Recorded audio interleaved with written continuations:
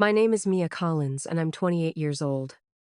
3 months ago, I stood in a church parking lot and watched my mother walk my best friend down the aisle. Not as a guest, as the mother of the bride. She was wearing the dress we'd picked out together for my wedding someday. She was crying the tears she'd never cried for me. She was holding the bouquet she'd always described to me as what I'll carry when I give away my daughter. But the daughter she was giving away wasn't me. It was Sophia, my best friend since kindergarten. The girl I'd brought home when I was 5 years old. The girl I'd shared everything with for 23 years. The girl who'd stolen my mother, my family, my entire life. I watched through the window as my mother reached the altar, kissed Sophia's cheek, and said loud enough for everyone to hear, "I'm so proud of you, my real daughter." My real daughter? 200 guests applauded. My father wiped his eyes. My brother gave a thumbs up. And I stood in the parking lot, uninvited to my best friend's wedding, erased from my own family. But here's what none of them knew. I had the wedding microphone in my hand. And I had 3 years of evidence in my pocket. What happened next destroyed two families and made national news. Before I tell you how I burned it all down, please take a moment to like and subscribe, but only if this story resonates with you. Drop a comment and let me know where you're watching from. Trust me, you're going to want to hear every word of this. Now let me take you back to where it all began. Sophia and I met on the first day of kindergarten. I remember it perfectly. She was crying in the corner because her mom had left. I walked over, gave her half my cookie, and said, "Don't cry. I'll be your friend." From that day on, we were inseparable. Sleepovers every weekend, matching Halloween costumes, secret handshakes and pinky promises and best friends forever carved into the old oak tree behind my house. She was the sister I never had, or so I thought. What I didn't realize, what I couldn't have known at 5 years old, was that Sophia wasn't looking for a friend. She was looking for a family. Her home life was chaos. Her mom was an alcoholic who disappeared for days at a time. Her dad left when she was 3. She bounced between relatives who didn't want her, and then she found us, the Collins family. Stable, loving, normal. She found my mother, and my mother found the daughter she'd always wanted. I need to tell you about my mom to understand what happened. Patricia Collins was a perfectionist. Everything had to be just right. The house, the meals, the Christmas cards, the family image. She cared more about how things looked than how they actually were, and I never looked quite right to her. I was messy. I was loud. I was opinionated. I didn't like dresses or tea parties or the ladylike activities she tried to force on me. I wanted to climb trees and play soccer and read books about adventures. "Why can't you be more feminine?" she'd ask. "Why can't you be more graceful? Why can't you be more like—" She never finished that sentence, but I know how it ended. "Why can't you be more like Sophia?" Sophia was everything my mother wanted. Quiet, polite, pretty in a delicate way. She wore the dresses I rejected. She sat still for the hairstyles I squirmed through. She said please and thank you and "Mrs. Collins, you look beautiful today." My mother ate it up. "Sophia has such lovely manners," she'd say, looking at me pointedly. "Sophia always looks so put together. Sophia is such a good influence on you, Mia." I didn't mind at first. Sophia was my best friend. Of course I wanted my mom to like her. Of course I wanted her to feel welcome in our home. I didn't realize I was welcoming a replacement. The shift happened gradually. When we were 10, my mom started including Sophia in mother-daughter activities that used to be just us. Manicures, shopping trips, baking days. I didn't mind. Sophia deserved to feel special too. When we were 13, my mom threw Sophia a surprise birthday party at our house. It was bigger than any party she'd ever thrown for me. "Sophia doesn't have anyone else to do this for her," Mom said. "Don't be selfish, Mia." When we were 15, my mom took Sophia to get her first formal dress for homecoming. She didn't ask me to come. "You hate shopping anyway," she said when I asked. I didn't want to bore you. When we were 17, Sophia moved in with us. Her mom had disappeared again, this time for good. CPS was involved. My mom immediately volunteered to take her in. She's practically family anyway, my mom said. She belongs here. I was happy. My best friend was going to live with us. It would be like a permanent sleepover. What I didn't understand was that I was celebrating my own replacement. Sophia got my brother's old room, the big one with the window seat. I'd asked for that room when he left for college. My mom had said no. Sophia needs it more, she explained. She's been through so much. Don't be difficult, Mia. Don't be difficult. That became my mother's favorite phrase. When Sophia wore my clothes without asking, don't be difficult. When Sophia used my college fund to pay for her class ring, don't be difficult. When Sophia got the car my parents had promised me, don't be difficult, Mia. She needs it more than you do. I started to feel like a guest in my own home. Like I was the one who'd moved in, not her. But the worst part? Sophia acted like nothing had changed. She still called me her best friend. Still told me secrets. Still acted like we were sisters. I didn't realize until much later that she was playing a role. That every smile, every hug, every I love you bestie was calculated. She wasn't my friend. She was my replacement. And she'd been working toward it since kindergarten. I want to pause here for a second. Have you ever had someone you trusted completely turn out to be using you? Have you ever discovered that the person you loved most was stealing your life piece by piece? Type betrayed in the comments if you know that feeling. You're not alone. And if you're enjoying this story, please hit that like button.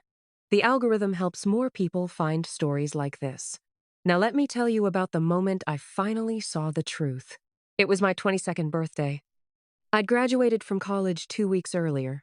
Top of my class, job offer already in hand. I was excited to celebrate with my family. I came home expecting a party, or at least a cake, something. Instead, I walked into an empty house. I checked my phone. No messages. Called my mom. No answer. Called my dad. Went to voicemail. Finally, I called Sophia. She answered on the first ring. Hello? Her voice was weird. Echoey. Soph, where is everyone? I just got home and... Oh, we're at the day spa. Your mom's treating me for my birthday. I froze. Your birthday is in October. It's June. I know, but I was feeling sad about turning 22, so your mom wanted to cheer me up early. Sophia giggled. She's so sweet. We're getting facials right now. Is my mom there? Can I talk to her? She's in the sauna. I'll tell her you called, though. Happy birthday, bestie. She hung up. I stood in my empty house on my 22nd birthday, just realizing that my mother was at a spa celebrating someone else. An hour later, they came home. Glowing, laughing, carrying bags from the boutiques. Oh, Mia. My mom looked surprised to see me.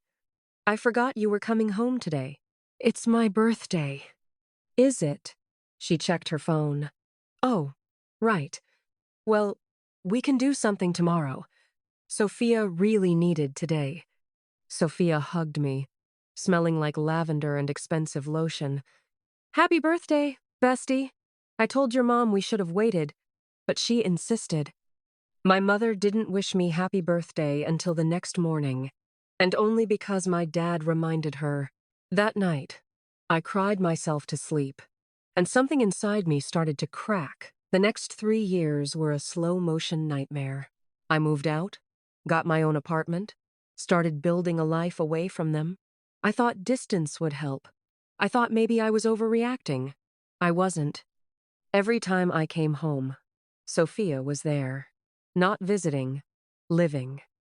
She'd never moved out after high school. She'd gone to community college nearby to stay close to the family. My family. She called my mom, Mom. Not Mrs. Collins, not Patricia. Mom. My mother not only allowed it, she encouraged it. Sophia's had such a hard life, she'd say. Let her have this. Let her have what? My mother? My family? My entire identity? I watched Sophia systematically take everything that was mine: my mother's attention, my father's affection, my brother's respect, my grandmother's recipes, my childhood photos, my spot at the dinner table, my family traditions, my inside jokes, my place in the family Christmas card. One year, I wasn't even in the Christmas card. Just my parents, my brother, and Sophia. We couldn't get everyone's schedules to align, my mom explained when I called. Hurt. Sophia was available, so we just used her. Just used her to replace me. I tried to talk to my dad about it once. Dad, don't you think it's weird how Mom treats Sophia? Like she's her actual daughter? He sighed. Your mother has a big heart, Mia. Sophia needs us. Try to be more understanding. But I'm her actual daughter. Doesn't that matter? Don't be dramatic. Nobody's replacing anyone. Except they were. They already had. The engagement announcement was the breaking point. Sophia had been dating a guy named James for about a year. Nice guy. Successful. Clearly in love with her. I was happy for her. Genuinely happy. Then, she announced she was engaged, and my mother threw her an engagement party. Not just any party. The party. The one my mother had been planning since I was 12 years old. The exact venue, the exact decorations, the exact guest list she'd always described for when Mia gets engaged someday. She even used the same damn color scheme. Blush, pink, and gold. Mom, I called her the day after I found out.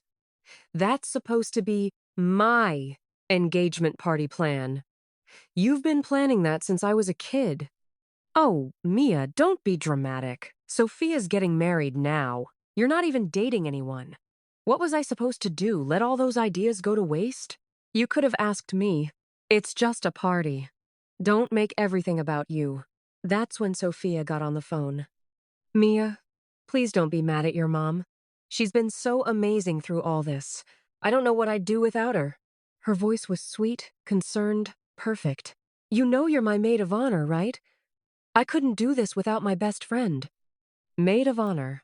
At the wedding my mother was planning. In the venue my mother had picked.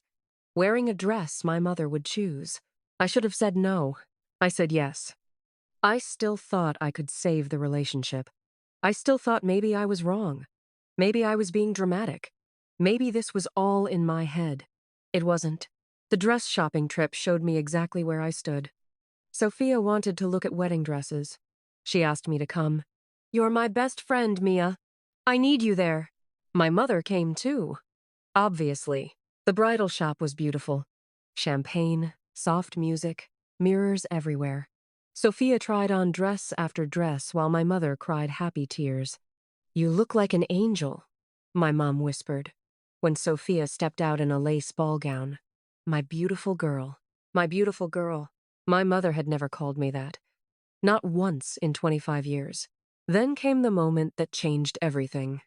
Sophia stood in front of the mirror in the dress, the one that made everyone gasp, and looked at my mother. Mom, she said. Yes, she called her mom. Will you walk me down the aisle? My real mom won't be there. You're the only mother I've ever really had. My mother burst into tears. Of course I will, sweetheart. I'd be honored. She hugged Sophia tight, both of them crying, while I stood 3 feet away holding a glass of champagne. Neither of them looked at me. Neither of them asked how I felt about my mother walking someone else down the aisle. Neither of them seemed to remember I was there. I set down the champagne and walked out of the store. My mother called me that night. Mia, you were very rude today. Sophia was hurt that you left. Sophia was hurt? Mom, you just agreed to walk her down the aisle. Like she's your daughter. She is like my daughter. She's been part of this family for 20 years. I am your daughter.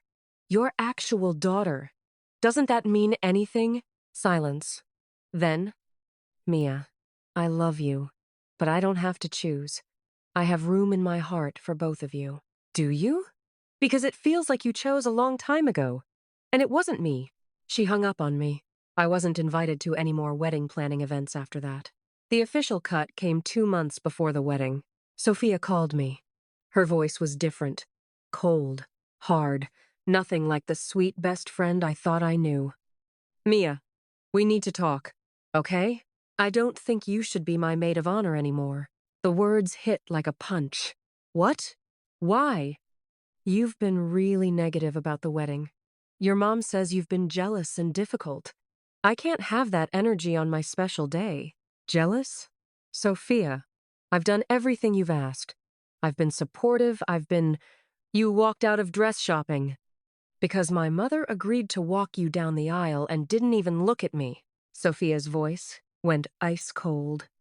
See, this is exactly what I'm talking about. You always make everything about you. She paused. I think it's best if you don't come to the wedding at all. I'll tell your family it was your decision. That way you don't look bad. I couldn't breathe. You're uninviting me from your wedding that my mother is planning? I'm protecting my peace, Mia. You should try it sometime. She hung up. An hour later, my mother called. Mia, how could you do this to Sophia? Do what? She uninvited me. That's not what she said. She said you told her you couldn't support the wedding, that you couldn't watch her be happy. That's a lie. She called me and I don't want to hear it. My mother's voice was sharp. You've been jealous of Sophia since we were kids.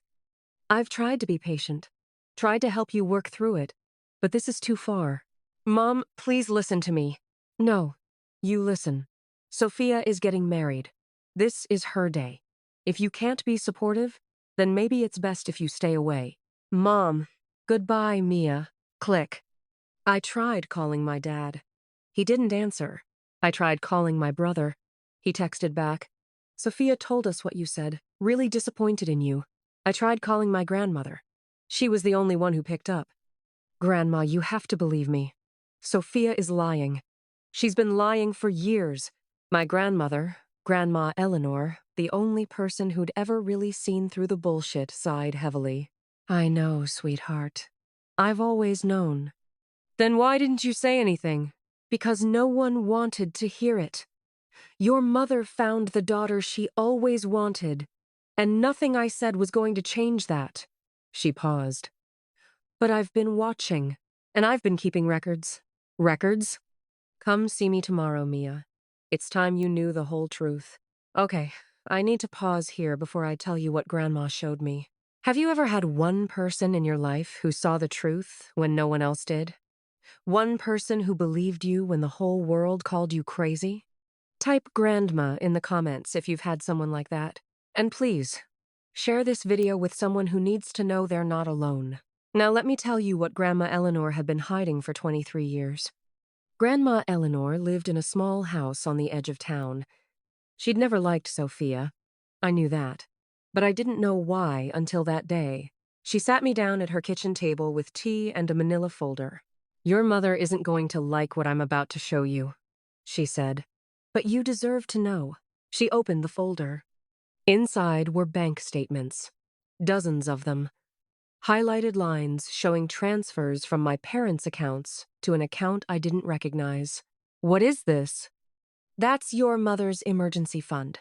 The one she started when you were born, meant to be split between you and your brother someday. Grandma pointed to the withdrawals. Notice anything? I looked closer. The withdrawals had started about 8 years ago. Small at first, then bigger. $500 here, $2,000 there, then $5,000, then $10,000. Where did the money go? To Sophia. I stared at her. What? Your mother has been giving Sophia money from your inheritance for years. She told your father it was for Sophia's education and helping her get on her feet. Grandma shook her head. But Sophia never stayed on her feet, did she? She never moved out, never got a real job, never had to struggle for anything. I did the math quickly. The highlighted withdrawals added up to over $200,000. $200,000? From my inheritance? From yours and your brother's. He doesn't know either. Your mother told him the fund had market losses. I felt sick.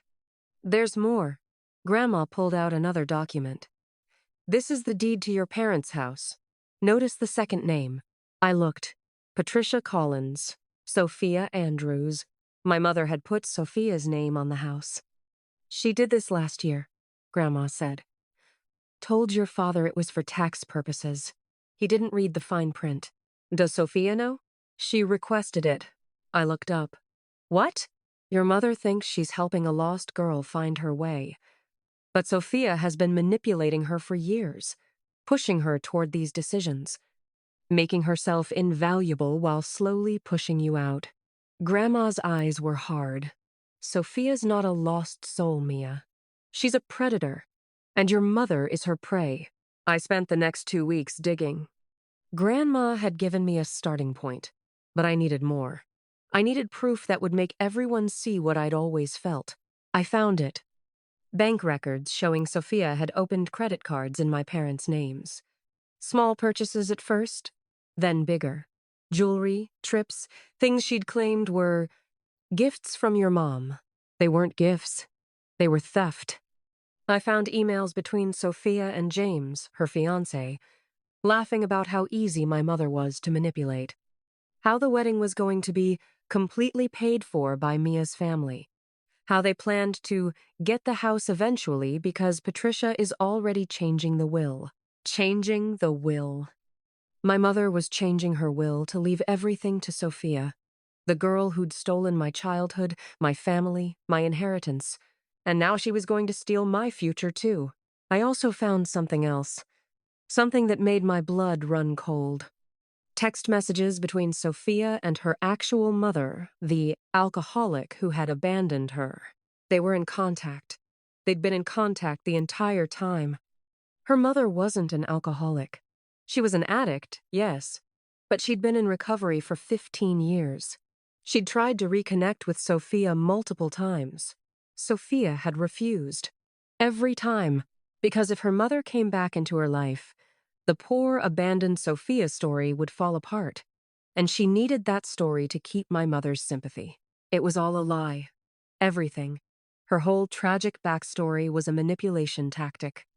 And my mother had fallen for it completely. The wedding was in 2 weeks. I had enough evidence to destroy Sophia, to expose her to everyone, to show my mother exactly who she'd chosen over her own daughter. But I needed the right moment. I called my Aunt Eleanor, my grandmother's daughter, who'd been watching this whole situation unfold with growing horror. Aunt Eleanor, I need your help. What do you need? The wedding is at St. Michael's Church. The reception is at the Riverside Country Club. I need to get into that reception. Mia, you weren't invited. I know. That's why I need your help. Silence. Then, what are you planning? The truth, Aunt Eleanor. I'm planning to tell the truth. In front of everyone who needs to hear it. The day of the wedding was beautiful. Clear skies, perfect temperature, flowers everywhere. I watched from the parking lot as guests arrived, as my family arrived. As my mother stepped out of the car in that dress, the mother of the bride dress she'd described to me 1,000 times growing up, she was glowing, happier than I'd ever seen her. I felt nothing. Aunt Eleanor met me behind the venue. The reception starts at 6. Speeches are at 7:30. Here's your ticket. She handed me a catering company badge. You're a server.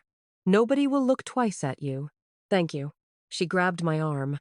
Mia, are you sure about this? Once you do this, there's no going back. There's nothing to go back to, Aunt Eleanor. They already erased me. I'm just making sure everyone knows who did the erasing. She hugged me tight.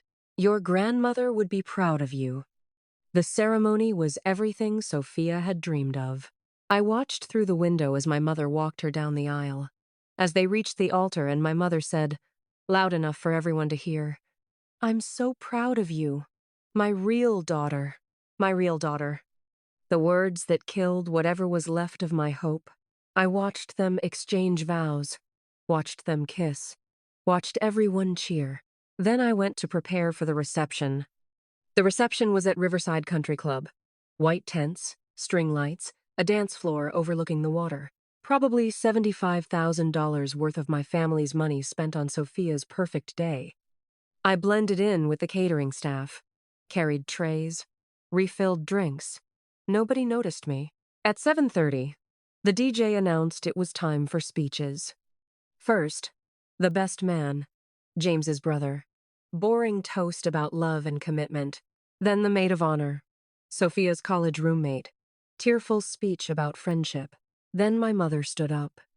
She walked to the microphone, tears already in her eyes. "I want to say something about my daughter," she began. My heart clenched. Sophia came into our lives 23 years ago, and from the first moment I saw her, I knew she was special. The crowd awed. She's been through so much. Abandoned by her family, left alone in the world, but she never let it make her bitter. She stayed sweet and kind and loving. Sophia dabbed her eyes with a napkin. Over the years, I've watched her grow into the most amazing woman. And I am so honored, so blessed, to call her my daughter. She raised her glass. To Sophia, the daughter I always wanted. The room erupted in applause. I stepped out of the shadows. "Actually," I said, loud enough for everyone to hear, "I think there's something the guests should know." The room went silent. Sophia's face went white. My mother spun around. "Mia, what are you doing here?" "I'm telling the truth, Mom. Something this family hasn't done in a very long time." I walked toward the microphone. Nobody stopped me. They were too shocked. For those of you who don't know me, I'm Mia, Patricia's actual daughter, the one who wasn't invited to this wedding. Murmurs rippled through the crowd. I've known Sophia for 23 years. I brought her home when we were 5. I thought she was my best friend. I looked at Sophia. I was wrong. "Mia, stop this." My mother's voice was shaking. "You're embarrassing yourself." "No, Mom. I'm embarrassing you, and Sophia, and everyone who helped erase me from my own family." I pulled out my phone. "Let me tell you who Sophia really is." I played the recordings. Sophia and James laughing about manipulating my mother. Sophia's texts with her dead mother, who was very much alive. Emails showing the credit card fraud. Screenshots of the secret bank transfers. With each piece of evidence, the room got quieter. Sophia was crying. "She's lying! Those are fake! James, tell them!" James was silent. He'd gone pale when his own voice came through the speaker. My mother sank into a chair, staring at me like she'd never seen me before. "You stole $200,000 from my family." I said to Sophia, "You put your name on my parents' house. You opened credit cards in their names. You've been running a 23-year con. That's not true." "Really?" I held up a document. "This is the deed to my parents' house. Want everyone to see whose name is on it?" Sophia lunged for the paper. Her husband caught her, looked at the deed, and let go. "What the hell, Sophia?" "I can explain." "There is no explanation." My father stood up. His face was gray. "Patricia, is this true? Did you put her name on our house?" My mother couldn't meet his eyes. "Patricia, answer me." "I was protecting her," my mother whispered. "She needed security. She's had such a hard life." "Her mother isn't dead, Mom." I pulled up the texts. "They've been talking for years. She's in recovery. She tried to reconnect with Sophia multiple times. Sophia refused because she needed to keep you feeling sorry for her." Sophia started screaming. "You ruined everything! You were supposed to be gone! I worked so hard to get rid of you!" The room gasped. "Get rid of me?" I laughed bitterly. "At least now everyone knows the truth." I looked at my mother. "You wanted a different daughter, Mom. You got one. I hope she was worth it." I set down the microphone and walked out. The aftermath was nuclear. Sophia's marriage was annulled within 48 hours. James had no idea about any of the fraud. He'd thought my family genuinely loved Sophia. When he found out the truth, he packed his bags and left. My parents' finances were a disaster. Sophia had been siphoning money for years.